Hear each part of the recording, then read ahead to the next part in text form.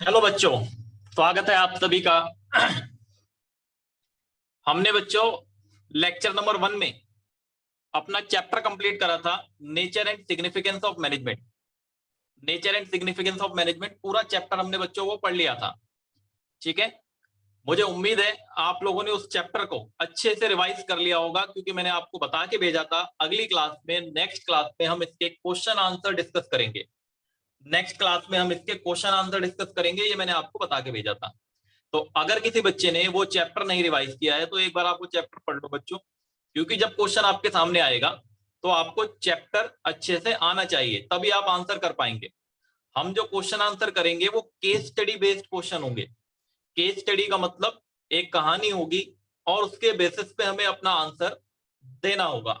बात समझ आ गई बच्चों? डायरेक्ट क्वेश्चन नहीं होगा। डायरेक्ट क्वेश्चन जो भी एग्जाम में आया होगा वो तो आप खुद भी कर लोगे। मेरा पर्पस आपको यहाँ पे पढ़ाने का ये है कि आप केस स्टडी कैसे सॉल्व करेंगे, ये मैं आपको यहाँ सिखाऊंगा। सबसे पहली चीज आपको ध्यान रखनी है, केस स्टडी सॉल्व करते टाइम आप ये समझ लो कि आप एक बहुत अच्छे मैनेजर हो और आपके सामने आपका कोई क्लाइंट बैठा है और वो अपनी प्रॉब्लम आपको बता रहा है और आप उसका सॉल्यूशन उसको दे रहे हो, बस। ठीक है, जैसे आपके सामने कोई अपनी समस्या लेके आया और आप उसकी समस्या का समाधान कर दो, क्योंकि आपको बिजनेस स्टडी का बहुत अच्छा नॉलेज है। आपको इतना ज्यादा नॉलेज है कि कोई भी अपना सवाल लेके आया और आपने उसे तुरंत सॉल्व कर दिया। तो बस अगर आपने ये दो बातें मेरी ध्यान रख ली कि आपको पहले तो उसको अच्छे से पढ़ लेना है, और पढ़ने के बाद अब आप ये समझ लो कि वो सामने वाला आपका क्लाइंट है और आप उसे कंसल्टेंसी दे रहे हैं अपनी, बस। तो आपका सवाल बड़े ही आसानी से सॉल्व हो जाएगा। हम क्वेश्चन निकालते हैं पहले, फिर हम डिस्कस करते हैं वन बाय वन, एक एक करके क्वेश्चन। ठीक है, एक सेकंड मुझे।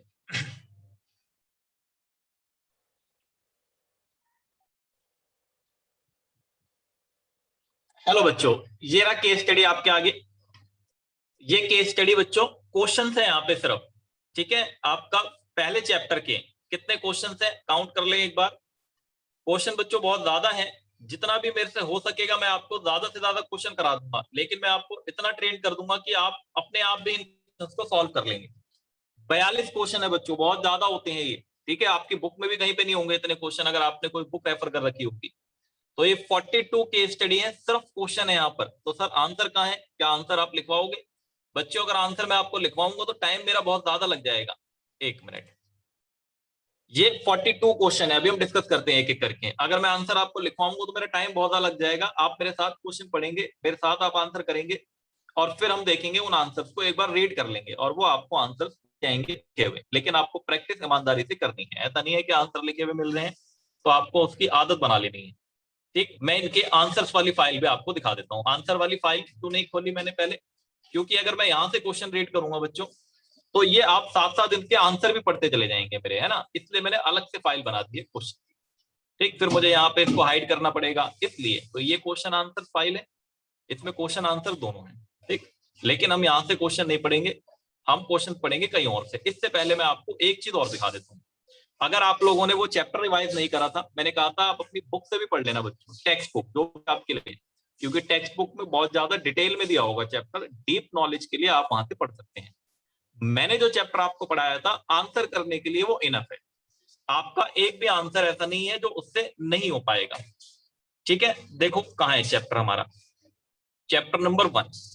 ये चैप्टर मैंने आपको पढ़ाया था, nature and significance of management. ये जो आपको आपके स्क्रीन पे दिखाई दे रहा है बच्चों, nature and significance of management, ये पूरा 4 पेज का चैप्टर। अगर आपने इसको नहीं पढ़ा है तो बच्चे पहले आप वो वीडियो जरूर देख लें, तभी ये वाली दूसरी वाली वीडियो आप देखें, वरना आपको यहाँ कुछ समझ आने वाला नहीं है, क्योंकि ये चैप्टर मैं ऑलरेडी लेक्चर 1 में पढ़ा चुका हूँ। ठीक, करें question answer start? Yes sir. अब हम एक एक करके क्वेश्चन पढ़ना शुरू करते हैं और आराम से धीरे धीरे करके, कोई जल्दबाजी नहीं। ठीक, पहला क्वेश्चन, और मैक्सिमम क्वेश्चन इसमें से एग्जामिनेशन क्वेश्चन है। ठीक है, आपके एग्जाम में भी आए हुए हैं। जब आप एग्जामिनेशन स्कैनर सॉल्व करोगे तो आपको खुद समझ आ जाएगा, जब आप वहां पे देखोगे ये चीज आपको दिखाई देंगी तो आप देखते ही पहचान जाओगे कि हाँ ये क्वेश्चन हमारा एग्जामिनेशन क्वेश्चन है। ठीक है, आप देखें आपका पहला क्वेश्चन क्या है। क्वेश्चन नंबर 1, एक मिनट,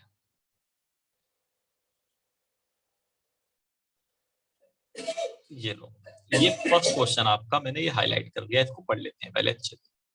क्वेश्चन क्या कह रहा है ये, Dheeraj is working, Dheeraj is working as operation manager in TISCO limited.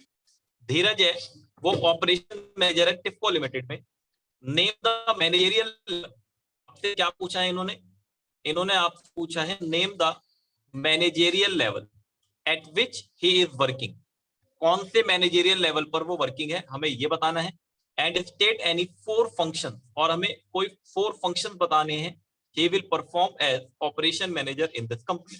जो धीरज है वो टिफको लिमिटेड में, बच्चों टिफको लिमिटेड में ऑपरेशन मैनेजर है। वो कौन से लेवल पर है? 5 नंबर का क्वेश्चन है बच्चों, 5 नंबर का। इसका मतलब आंसर भी 5 नंबर के हिसाब से ही करना होगा हमें। डिस्कस करें इसका आंसर। यस सर, हमें याद आ गया 3 लेवल होते थे, टॉप लेवल, मिडिल लेवल और लोअर लेवल। तो टॉप लेवल में तो सर बोर्ड ऑफ डायरेक्टर्स होते थे, सीईओ होते थे, सीएफओ होते थे, चीफ एग्जीक्यूटिव ऑफिसर, प्रेसिडेंट वगैरह होते थे। जो आपका मिडिल लेवल वाला था उसमें प्रोडक्शन मैनेजर होता था, ऑपरेशन मैनेजर होता था, इस तरीके के लोग होते थे। तो ये जो इसकी पोस्ट है यहाँ पे, कौन सी पोस्ट थी ये? Operation manager. तो सर ये मिडिल लेवल में है। ये कौन से लेवल में है? मिडिल लेवल में। अब इसके कोई 4 फंक्शन बताने हैं। पहला तो जो टॉप मैनेजमेंट ने पॉलिसी बनाई है उसमें इसका इंटरेस्ट होना चाहिए। दूसरा, इसको ये इंश्योर कर लेना चाहिए कि इसके पास रिक्वायर्ड पर्सनल है। पर्सनल मतलब आपके लोग, क्या रिक्वायर्ड पीपल इसके पास हैं और क्या उनको ड्यूटी और रिस्पॉन्सिबिलिटी असाइन कर रखी है। तीसरा, प्री डिटरमाइंड गोल को अचीव करने के लिए इसको अपने एम्प्लॉइज से, जो इसके नीचे काम करते हैं, इफेक्टिवली और एफिशिएंटली काम कराना पड़ेगा। ठीक है। चौथा क्या लिख सकते हैं? Cooperate with other department. इसको बाकी के डिपार्टमेंट के साथ कोऑपरेट करके चलना पड़ेगा। तो इस तरीके से हमें आंसर करना होगा। हमें पहले क्या पता लगाया कि ये कौन से लेवल में है? तो ये मिडिल लेवल में है। कौन से लेवल में है? मिडिल लेवल में। देखो मैं आपको आंसर भी रीड, जो मैंने आपको बताई बातें, आंसर रीड भी कर लेते हैं एक बार। फर्स्ट क्वेश्चन, ठीक, धीरज इज वर्किंग, यहाँ लिखा है आंसर बच्चों, आप पहले का आंसर पढ़ना, दूसरे में मत पढ़ना। Dheeraj is working in middle level of management. यहाँ पे इन्होंने लिखा है कि जो धीरज है वो मिडिल लेवल ऑफ मैनेजमेंट में वर्क है। ये रहा आपका, ये लो मैं अंडरलाइन कर देता हूँ, मिडिल लेवल, पता चल गया हमें।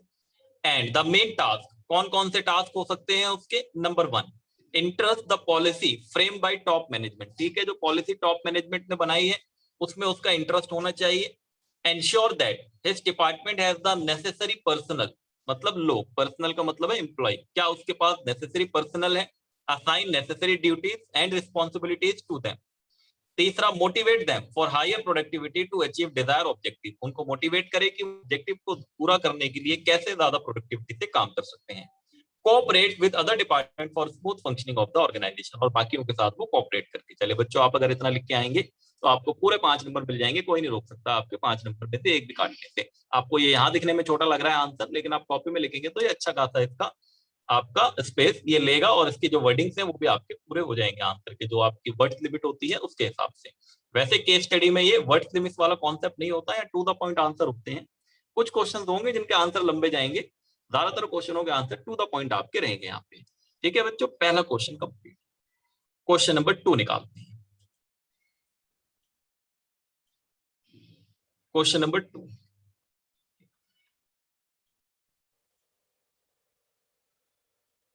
ये आपका वोल्वो लिमिटेड, पहले इसको अंडरलाइन कर ले ताकि पढ़ने में इजी रहेगा। फिर आपका क्वेश्चन क्या लिखा है? Volvo Limited target, Volvo limited ने टारगेट सेट करा है।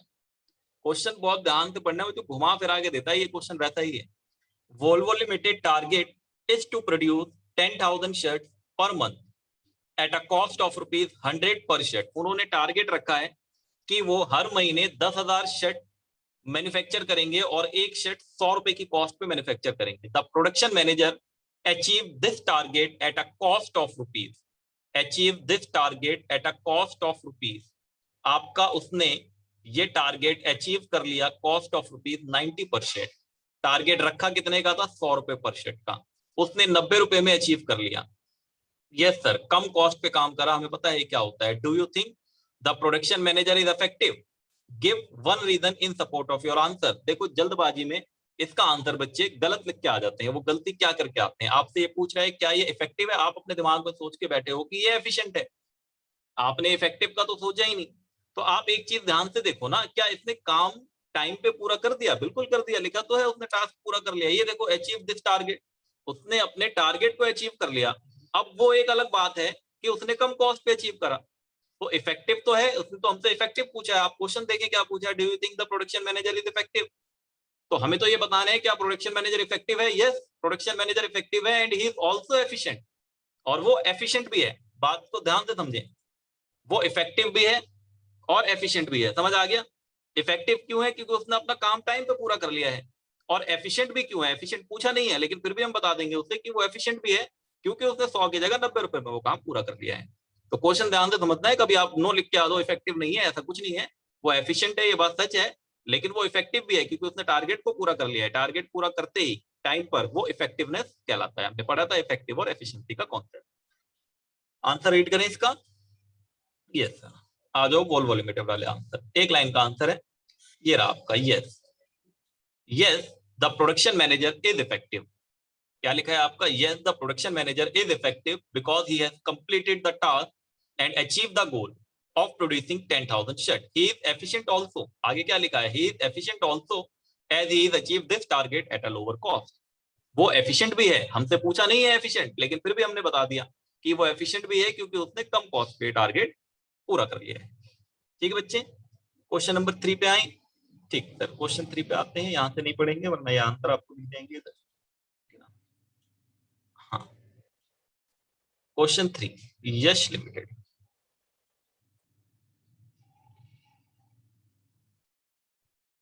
एक सेकंड, अब आया थोड़ा बड़ा क्वेश्चन। अभी 2 क्वेश्चन छोटे छोटे थे, अभी बहुत लंबे लंबे क्वेश्चन भी आएंगे, टेंशन मत लो। ये देखो यश लिमिटेड क्या कह रहे हैं। Yash limited is facing a lot of problem these days. बड़ी दिक्कतें हैं इनके बिजनेस में। It manufacture electronic goods like washing machine. ये इलेक्ट्रॉनिक गुड्स मैन्युफैक्चर करते हैं like washing machine, microwave oven, refrigeration आपका एंड एयर कंडीशनर। ठीक है।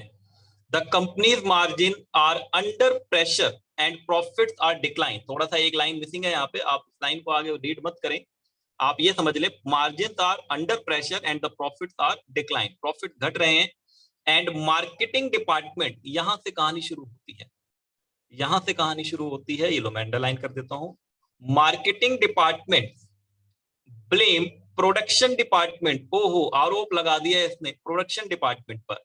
इसने ये कहा कि ये प्रोडक्शन डिपार्टमेंट वाले हैं ना, ये हमें अच्छी क्वालिटी का गुड्स बनाकर नहीं दे रहे जिससे हम कस्टमर्स की एक्सपेक्टेशंस को पूरा कर सकें। और जो फाइनेंस डिपार्टमेंट था वो और आगे निकला, उसने क्या करा, दोनों पे ब्लेम कर दिया। प्रोडक्शन डिपार्टमेंट और मार्केटिंग डिपार्टमेंट को उन्होंने कहा कि डिक्लाइन हो रहा है। फाइनेंस डिपार्टमेंट कह रहा है कि रिटर्न ऑन इन्वेस्टमेंट हमारा लगातार घटता चला जा रहा है बैड मार्केटिंग की वजह से। जो मार्केटिंग डिपार्टमेंट है वो अच्छी मार्केटिंग नहीं कर रहा, इसकी वजह से हमारा रिटर्न ऑन इन्वेस्टमेंट डिक्लाइन होता चला जा रहा है। अब देखो यहाँ पे आरोप प्रत्यारोप आप खुद समझ गए इसका आंसर, मुझे बताने की भी जरूरत नहीं है आपको, मैंने आपको क्योंकि जब पढ़ाया था तो सारी चीजें उसमें एग्जाम्पल देकर समझाई।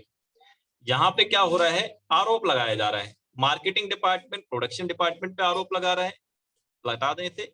मार्केटिंग डिपार्टमेंट आरोप लगा रहा है प्रोडक्शन डिपार्टमेंट पे, अच्छी क्वालिटी का प्रोडक्ट नहीं दे रहे तो हम कैसे कस्टमर्स की एक्सपेक्टेशन को पूरा करें। और फाइनेंस डिपार्टमेंट दोनों पे आरोप लगा रहा है, वो कह रहा है अच्छी मार्केटिंग नहीं हो रही, हमारा रिटर्न ऑन इन्वेस्टमेंट गिरता चला जा रहा है। तो बच्चों यहाँ पे एक लैक है, एक कमी है, वो है कोऑर्डिनेशन की। आप समझ गए थे आंसर, कोऑर्डिनेशन। ठीक है, हम पूरा क्वेश्चन हमने पढ़ा भी नहीं, एक बार पूरा क्वेश्चन पढ़ लें। ठीक, पूरा क्वेश्चन क्या था, रिक्वायरमेंट, पहले पूरा क्वेश्चन पढ़ लेते हैं। एक मिनट, एक गलत फाइल खुल गई। हाँ, आगे का बचा हुआ क्वेश्चन क्या पूछा गया है यहाँ पे, what quality of management do you think the company is lacking. तो मैंने आपको बता दिया कौन सा यहाँ पे जस्टिफाई और आंसर भी करना है। आपका कोऑर्डिनेशन नहीं है यहाँ पे इनके बीच में। State the importance of the concept of identify in A. Importance लिखनी है, वो आप अपने नोट्स में देख के भी लिख सकते हैं, मैं एक बार आपको दिखा देता हूँ। फिर भी कोऑर्डिनेशन नहीं है बच्चों इनके बीच में। देखो आंसर क्या है।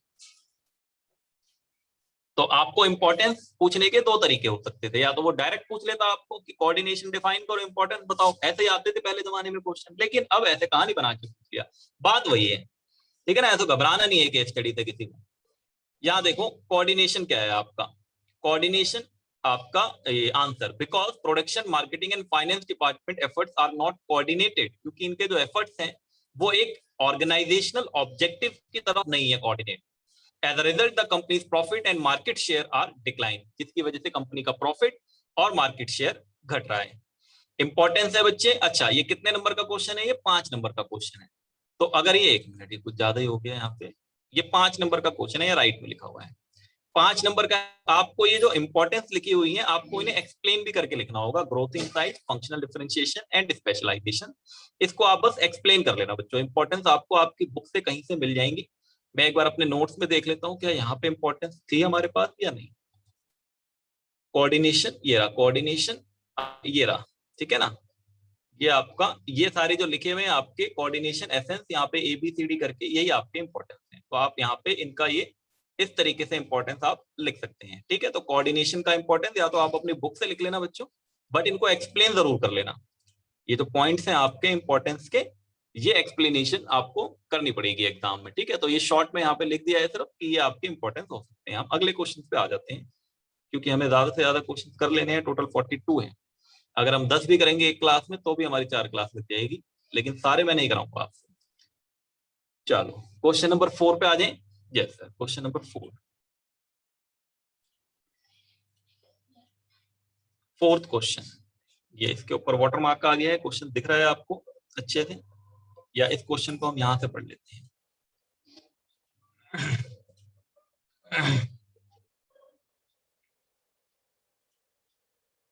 हाँ, एक तरीका है मेरे पास, अब आपको आंसर नहीं दिखेगा, इसको थोड़ा नीचे कर देता हूँ मैं, ये ठीक है। फोर्थ क्वेश्चन इधर से पढ़ लेते हैं अब इस क्वेश्चन को। क्या लिखा हुआ है? Aman, Ahmed and Ali, Aman, Ahmed and Ali are partners in a firm engage in the distribution of dairy product in Maharashtra. ये तीनों डेयरी प्रोडक्ट के बिजनेस में एंगेज थे महाराष्ट्र में, ठीक। एक मिनट, हो पाएगा क्या? ये होगा, कट जाएगा शायद, कट रहा है, ये कट रहा है ना मैटर। हाँ हाँ कटेगा, इसको उतना ही रहने देते हैं जितना था, ठीक है। ये डेयरी प्रोडक्ट में आपके एंगेज है बच्चों, dairy product in Maharashtra.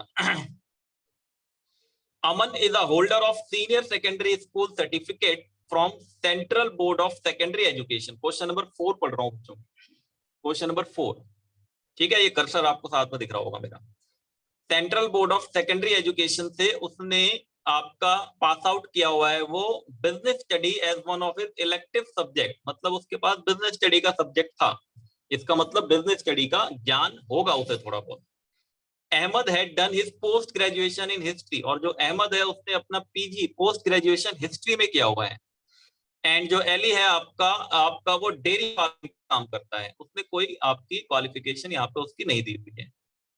One day there was a serious discussion between Ahmed and Ali. एक दिन बहुत सीरियस डिस्कशन चल रहा था अहमद और अली के बीच में, regarding the nature of management. Ahmed argue that management was a profession, Ahmed ने कहा कि मैनेजमेंट प्रोफेशन है, whereas Ali argue against it saying that the legal and medical profession are the only profession. Ali का कहना है कि लीगल और मेडिकल प्रोफेशन जो होते हैं सिर्फ वही प्रोफेशन होते हैं, उनके अलावा और कोई प्रोफेशन नहीं होता। अब बीच में किसी को तो आना था, तो अब आगे देखो, क्योंकि because they fulfil all the condition of profession, ठीक है। उसका ये कहना है कि जो मेडिकल और लीगल वाले हैं वो सारी कंडीशन फुलफिल करते हैं।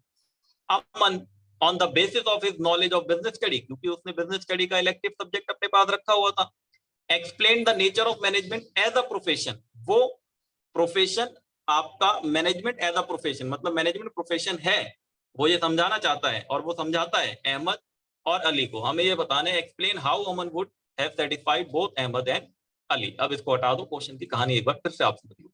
3 लोग थे यहाँ पे, अमन, अहमद और अली। अमन और अली के बीच में डिस्कशन चल रहा था, ठीक है। अमन ये कह रहा है कि जो मैनेजमेंट है वो प्रोफेशन है, अली कह रहा है कि नहीं, सिर्फ लीगल और मेडिकल प्रोफेशन ही प्रोफेशन होते हैं, क्योंकि वो प्रोफेशन की सारी कंडीशन को फुलफिल करते हैं। अहमद आ जाता है उन दोनों के बीच में, क्योंकि उसने बिजनेस स्टडी पढ़ा था क्लास 12 में, आपकी तरह आप भी पढ़ रहे हो। तो वो उनको समझाता है कि मैनेजमेंट इज अ प्रोफेशन। अब वो कैसे समझाएगा, हमें ये बताना है, तो वो प्रोफेशन के फीचर बता देगा बस। जो भी थे आपके well defined body of knowledge, आपका कोड ऑफ कंडक्ट या जो भी उसके फीचर्स थे, वो सारे फीचर्स को यहाँ पे डिस्कस कर लेगा। बहुत ही सिंपल क्वेश्चन था, ठीक। बस क्वेश्चन आपको बहुत लंबा कर दिया था। आंसर बड़ा सिंपल है इसका। देखो आंसर क्या लिखा है यहाँ पे आंसर में। अमन would have satisfied both Ahmed and Ali by giving the following explanation। वो कुछ एक्सप्लेनेशन देगा इनको, वो समझ जाएंगे, ठीक। क्या एक्सप्लेनेशन देगा, यहां पे हम इसको समझते हैं एक बार। देखें इधर आप, management is a profession, however it is not a full fledged profession like legal, accounting और medical। मैनेजमेंट एक प्रोफेशन है लेकिन ये फुल फ्लेज नहीं है। क्यों नहीं है? Because it is not need, meet होगा यहाँ पे, ठीक है ना, गलत लिखा है बच्चों, not meet the exact criteria of a profession, क्योंकि वो प्रोफेशन के एग्जैक्ट क्राइटेरिया को मीट नहीं करता। The application of feature of profession to management examined below. नीचे आपको इसके फीचर्स समझा रखे हैं बच्चों, आप नीचे आएंगे थोड़ा सा पेज पे, अगले पेज पे, ये आपका मैनेजमेंट का well defined body of knowledge, restricted entry, professional association होते हैं इनके, एथिकल कोड ऑफ कंडक्ट होते हैं यहाँ पे, और सर्विस हमने पढ़ा था चैप्टर के अंदर। तो ये चीजें, अच्छा क्वेश्चन का मार्क्स देख लो कितना सर, 6 मार्क्स का है। तो 6 मार्क्स का है तो बच्चों थोड़ा थोड़ा आपको इसमें लिखना पड़ेगा। क्या लिखेंगे सर? यही लिख देना, ये लो मैं दिखा देता हूँ, मेरे नोट्स में था, ठीक है। प्रोफेशन के features, management as a profession, ये लो बच्चों, ये इतना था, ये आपको एक एक लाइन लिखी है, ठीक है। मैंने आपको कहा था मोर देन इनफ है। आप इतना लिखेंगे एग्जाम में नंबर मिलेंगे, टेंशन मत लो, आपको पेज नहीं भरने वहां पे, समझ गया ना मेरी बात। आप चाहो तो बुक से भी पढ़ सकते हो ये चीजें, वहां थोड़ी ज्यादा लिखी होंगी बट ये बहुत है। आप well defined body of knowledge एक लाइन ये लिख देना, रिस्ट्रिक्टेड एंट्री एक लाइन ये लिख देना, professional association, ethical code of conduct and service motive. अब ये चैप्टर में तो मैं पढ़ा चुका हूँ, मैं दोबारा रिपीट नहीं कर रहा, मैं आपको बस क्वेश्चन आंसर का आइडिया दे रहा हूँ। आपको आंसर तो खुद ही लिखने हैं अपने आप, मैं थोड़ी आऊंगा लिखने, ठीक। यस सर, 4 क्वेश्चन हो गए सर हमारे, 4 क्वेश्चन हो गए। 5वें क्वेश्चन पे आ जाएं, थोड़ा सा रुक जाते हैं बच्चों, बोलना बहुत पड़ता है ना, अकाउंट अच्छा होता है जाने में। क्वेश्चन नंबर 5 चलो ये रहा आपका question 5। To meet the objective of the firm, to meet the objective of the firm. Question को हाईलाइट कर ले पहले।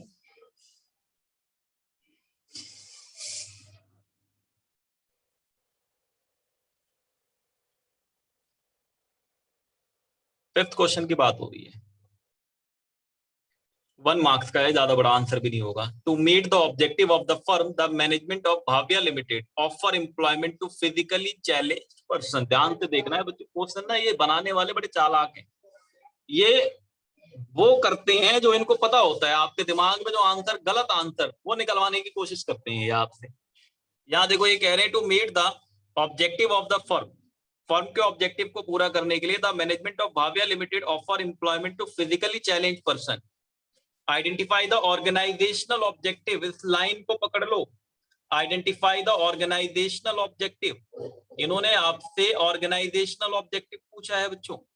क्या पूछा है? Organisational objective is trying to achieve, give reason in support of your answer. आपके दिमाग में आएगा यार फिजिकली चैलेंज लोगों को काम दे रहे हैं, तो ये तो सोशल वर्क हो गया, ये तो सोशल ऑब्जेक्टिव। बच्चों सोशल ऑब्जेक्टिव तो पूछा ही नहीं उन्होंने, बात ही खत्म।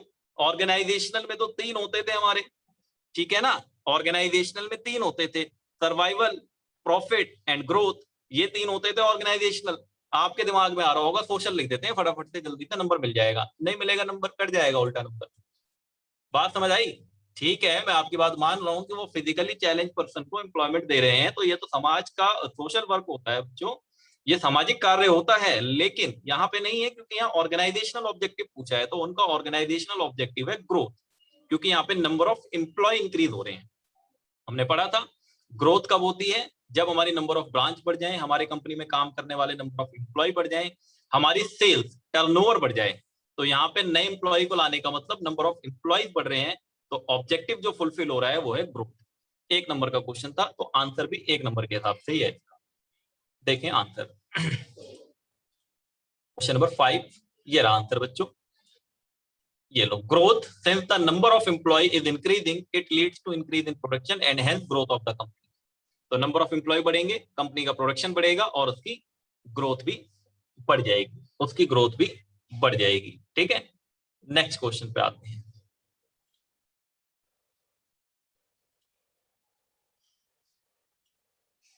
नेक्स्ट क्वेश्चन देखें, यस ये लो, 6 क्वेश्चन। ये भी छोटा क्वेश्चन है लेकिन 6 नंबर का है, इसका मतलब डायरेक्ट क्वेश्चन है।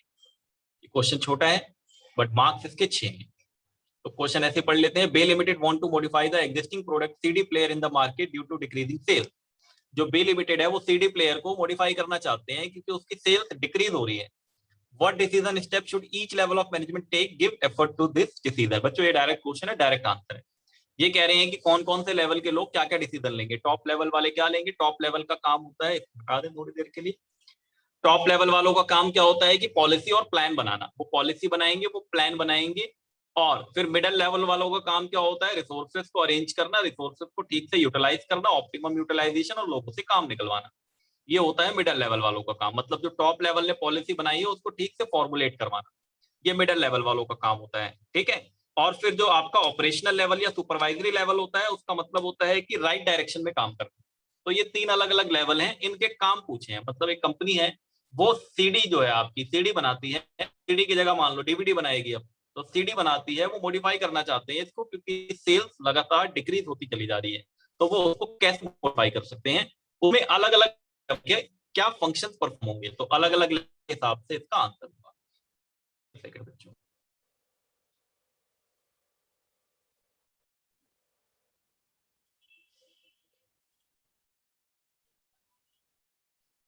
ये देखो आंसर इसका बच्चों 6 नंबर का क्वेश्चन है, तो काफी लंबा आंसर यहाँ लिखा हुआ है, इसको हम एक बार रीड कर लेते हैं बट फटाफट से। ठीक है,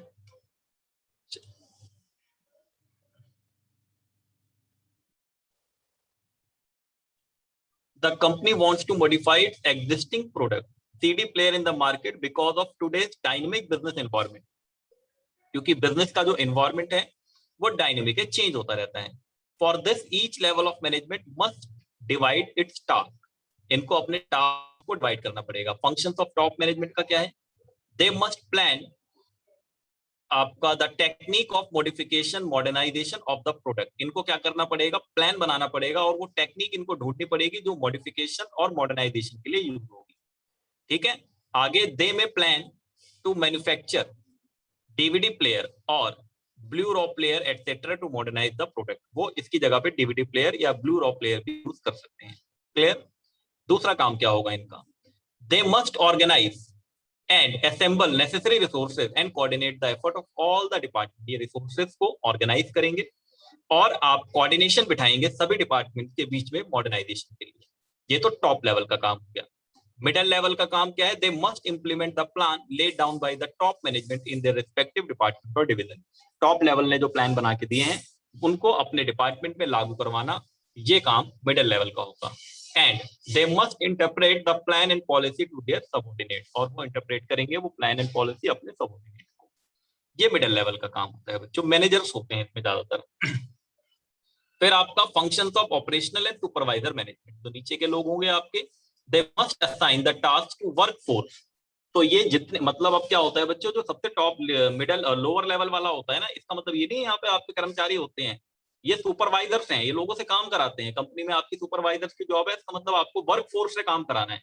तो जो वर्क फोर्स है ये उनको उनकी ड्यूटी असाइन करेंगे, उनको उनका टास्क देंगे एंड सुपरवाइज, और उनको सुपरवाइज करेंगे राइट डायरेक्शन में कैसे काम होगा।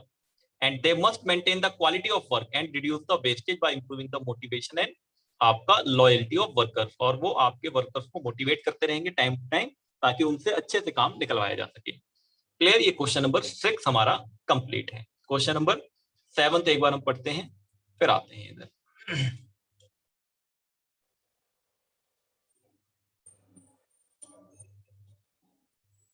क्लियर, क्वेश्चन 6 आपका, yes sir. Question 7, question 7 Sonali कर लें एक बार, पूरा अंडरलाइन कर लेते हैं ताकि क्वेश्चन अलग से दिखे बुक से ही। ये लो आपका, सोनाली इज द मैनेजर जो सोनाली है ये क्या है यहाँ पे बच्चे, मैनेजर है। एक मिनट, क्वेश्चन पढ़ते पढ़ते अंडरलाइन भी करें ताकि समझ आता जाए। Sonali is the manager of large company manufacturing garment for kids. ठीक है, ये मैनेजर है, किड्स के लिए गारमेंट्स बनाती है कंपनी, उस कंपनी में। शी प्लान, उसने प्लान करा, her winter collection in the month of August itself. ठीक है, then she ensure that there is adequate workforce, और उसने ये आश्वासन दिया कि एडिकेट वर्कफोर्स होगा, उसको ये इंश्योरेंस है। And she continuously monitor whether production, और वो खुद मॉनिटर करती है if proceeding according to plan, क्या प्रोडक्शन प्लान के अकॉर्डिंग है। She asked the marketing department to prepare their promotional and advertising campaign also, और वो मार्केटिंग डिपार्टमेंट को भी रेगुलर बेसिस पे पूछती रहती है। इसका मतलब बहुत अच्छी मैनेजर है ये प्रोडक्शन डिपार्टमेंट में भी जाके पता कर रही है क्या काम हो रहा है, कैसे हो रहा है। ये मार्केटिंग डिपार्टमेंट में भी जाके पता कर रही है क्या काम है, कैसे चल रहा है। Identify and explain the concept of management explain in the above पारा। ये कह रहे हैं कौन सा कॉन्सेप्ट मैनेजमेंट का है, अभी पता करते हैं। What characteristic feature does the above पारा हाईलाइट स्टेट, आपके कौन से कैरेक्टरिस्टिक्स हैं, फीचर्स हैं हाईलाइट। अच्छा, स्टेट बोले ना जब बच्चों, तो स्टेट में आप सिर्फ हेडिंग लिख सकते हैं, एक्सप्लेन नहीं बोला है इसने। ठीक है, तो आप यहाँ पे हेडिंग लिख सकते हैं, कोई दिक्कत नहीं है। तो ध्यान से क्वेश्चन के आंसर लिखने हैं, मैं आपको सजेस्टेड आंसर भी दूंगा। अभी तो ये मेरे हिसाब से आंसर है, लेकिन हम क्या करेंगे, जो एग्जामिनेशन के सैंपल पेपर्स वगैरह होते हैं, जब हम उन्हें डिस्कस करेंगे तो वहाँ सजेस्टेड आंसर में पता चल जाएंगे कि कब हमें आंसर में क्या लिखना है, कब एक्सप्लेन करना है, कब नहीं करना है। ठीक, अच्छा, कौन सा मैनेजमेंट का कॉन्सेप्ट है बच्चों, यहाँ पे आरोप प्रत्यारोप तो नहीं लग रहा, लेकिन फिर भी ये कोऑर्डिनेशन है, क्योंकि जो मैनेजर है वो सभी डिपार्टमेंट में कोऑर्डिनेशन बिठा के चल रही है सोनाली। वो प्रोडक्शन डिपार्टमेंट में भी जाके रेगुलर बेसिस पे आपका पता करती है कि प्रोडक्शन आपका प्रोसेस कर रहा है या नहीं कर रहा। मार्केटिंग डिपार्टमेंट से भी वो पता करती है कि मार्केटिंग सही नहीं हो रही। इसका मतलब वो सभी डिपार्टमेंट को साथ लेके काम कर रही है। तो कोऑर्डिनेशन जो कॉन्सेप्ट है मैनेजमेंट का, वो हाईलाइट हो रहा है यहाँ पर। कोऑर्डिनेशन के कैरेक्टरिस्टिक्स लिख देने हैं, तो क्वेश्चन हो गया आपका डायरेक्ट। समझ आ गई बात। थोड़ा सा नेटवर्क इशू हो सकता है कभी कभी बीच बीच में, ठीक है, लेकिन थोड़ा आज दिक्कत है वो। ठीक है,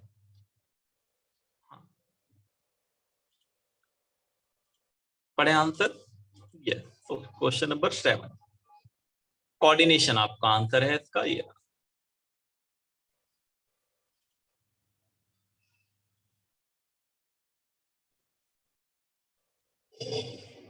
कोऑर्डिनेशन इट इज फोर्स, फिर इसको बताया क्या होता है, that bind all the functions of management.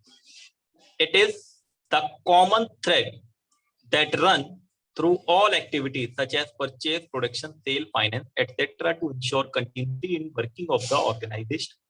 ठीक है, सभी डिपार्टमेंट को साथ लेकर चलना, इसी को कोऑर्डिनेशन कहा जाता है। फिर आपका बी पार्ट का answer, coordination is not a separate function of management, it is the essence of management, it is implicit and inherent in all functions of management. ये हर एक फंक्शन में मिलेगा आपको, हर एक फंक्शन में मिल जाएगा ये। फिर आपका ये top management plan for the entire management, according to this plan the organisational structure developed and staff in order to ensure the this plans executed according to plan. Directing, ये सारे आपके इसके लिखे हुए हैं characteristics. Any deviation between the actual and the standard performance is corrected at the stage of controlling. जब controlling chapter पढ़ेंगे तो वहां पे उसे करेक्ट करा जाएगा, एक्चुअल क्या था, स्टैंडर्ड क्या था, उसके हिसाब से। ठीक है बच्चों, ये तो ये आपका कोऑर्डिनेशन था, और उसके बाद उसके फीचर्स आपके यहाँ पे ये लिखे हुए हैं। एक लास्ट और आप देख लें क्या है, coordination is a continuous process, it begins at the planning stage and continue till controlling। तो ये continuous process है, प्लानिंग से शुरू होता है, कंट्रोलिंग तक आपका जाएगा। क्लियर यहाँ पे? Yes sir. 7 क्वेश्चन हो गए, 8वां भी कर लेते हैं, 9-10 क्वेश्चन तो कम से कम कर ले हम। ठीक, यस सर, 8वां क्वेश्चन करते हैं। Question number 8,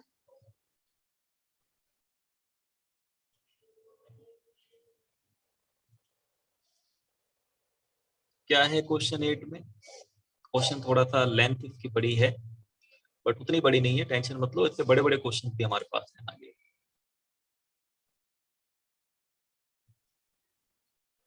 question 8, H limited.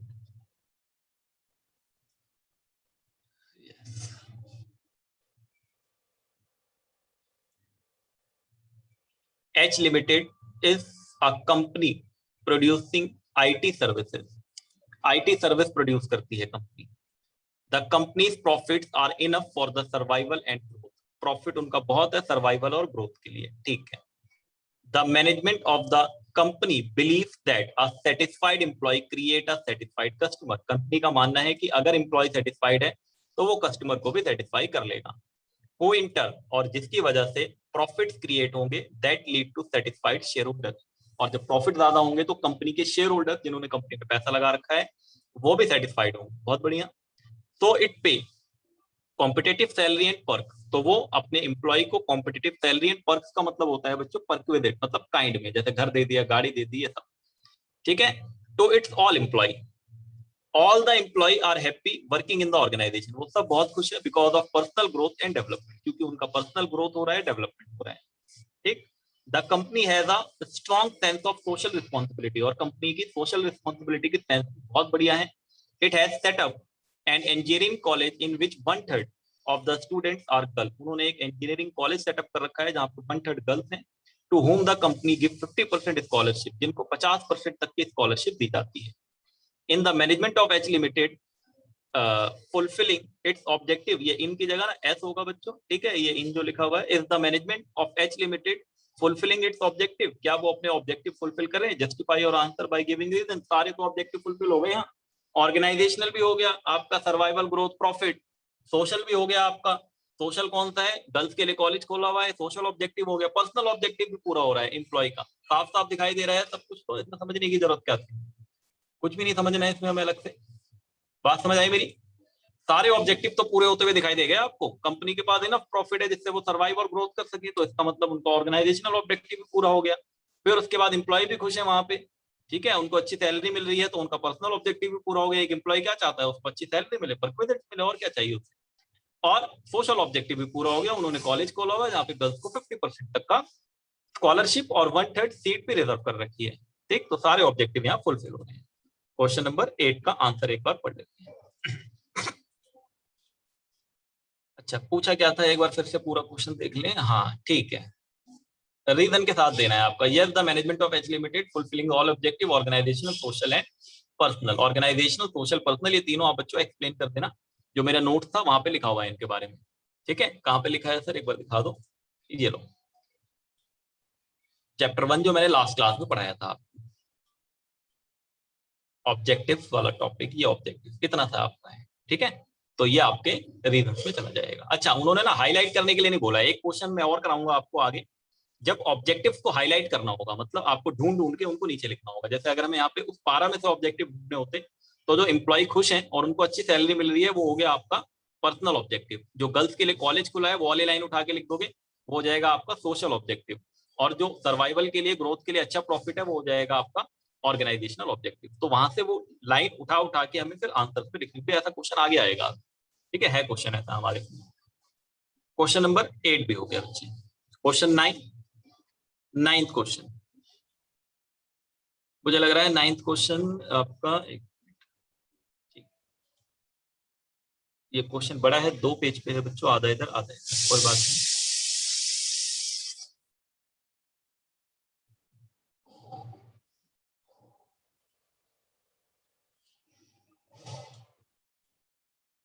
ये लो, मैंने पूरा कर दिया अंडरलाइन, ठीक है। Question 9,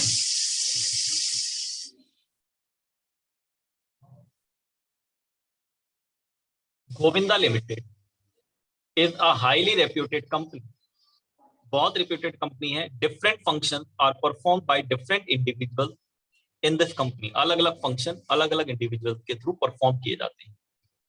who are bound together in a hierarchy of relationship, जो एक हायरार्की में बंधे हुए हैं।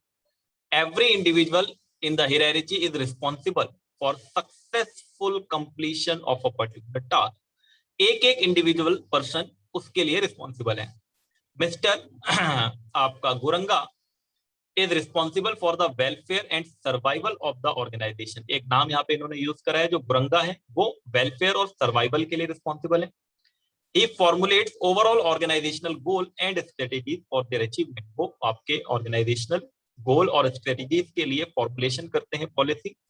फिर आपका Nityanand, mister Nityanand ensure quality of output is maintain, उनको ये काम दिया गया है कि क्वालिटी को कैसे मेंटेन करना है, wastage of material is minimise, उसको कैसे मिनिमाइज करना है, सेफ्टी स्टैंडर्ड आर मेंटेन, और सेफ्टी स्टैंडर्ड कैसे मेंटेन करना है ये काम नित्यानंद को दिया गया है।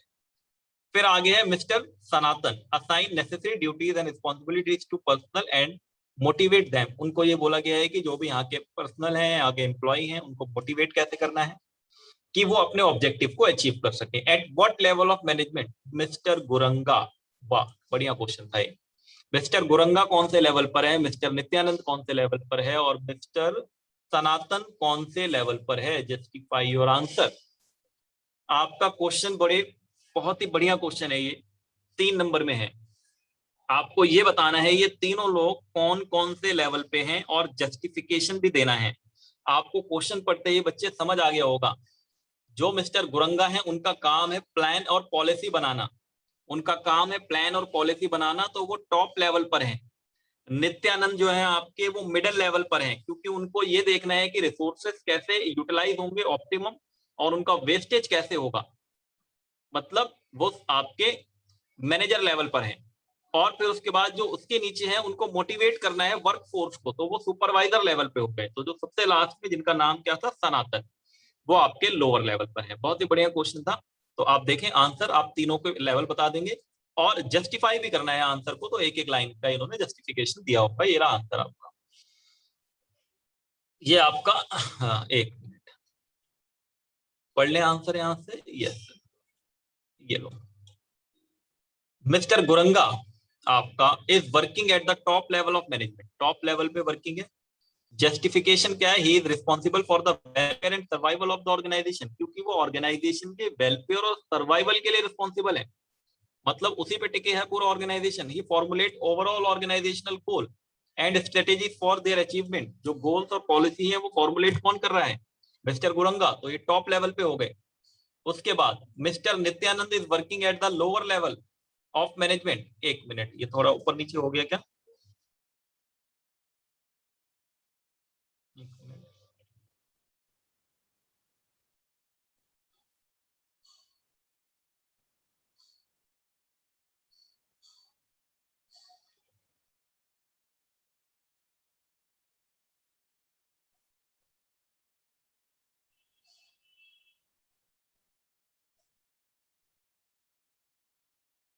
एक बार फिर से पढ़ लें क्वेश्चन। कुछ गलत आंसर मुझे लग रहा है लिखा हुआ यहाँ पे। एक मिनट, एक बार क्वेश्चन फिर से पढ़ लो, क्या था यहाँ पे। गुरंगा के बाद mister Nityanand ensure that quality of output is maintained and wastage of material is minimised.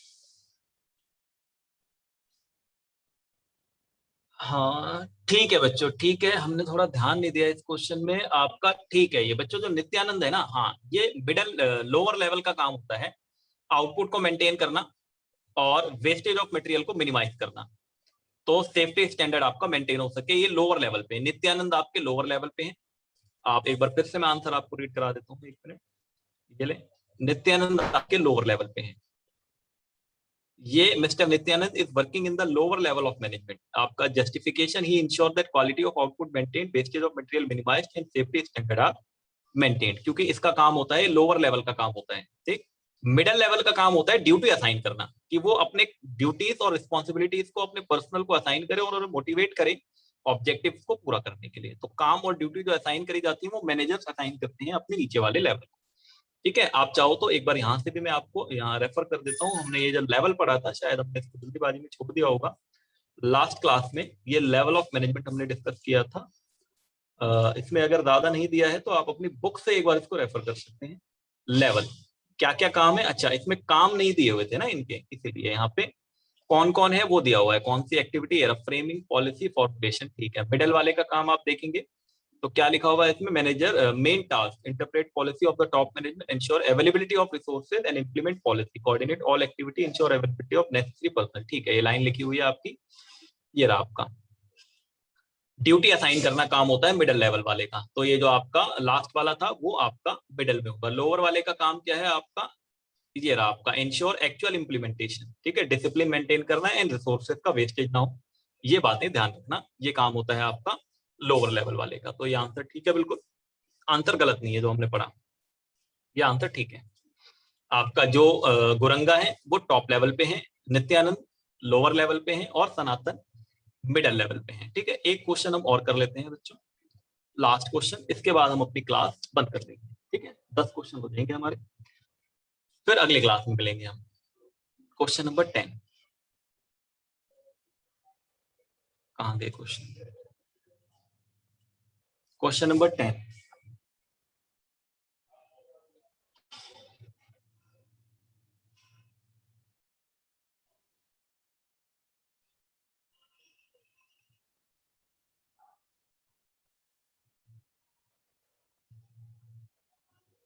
देखिए क्वेश्चन क्या है।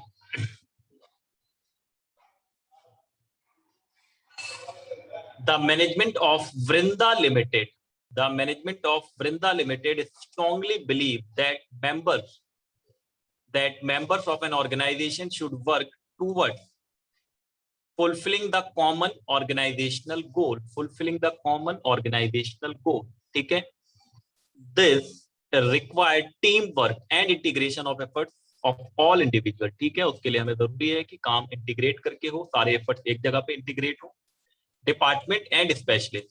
This is because all the individual and department depend on each other for information and resources to perform their respective activities. क्योंकि सभी एक दूसरे पे depend है।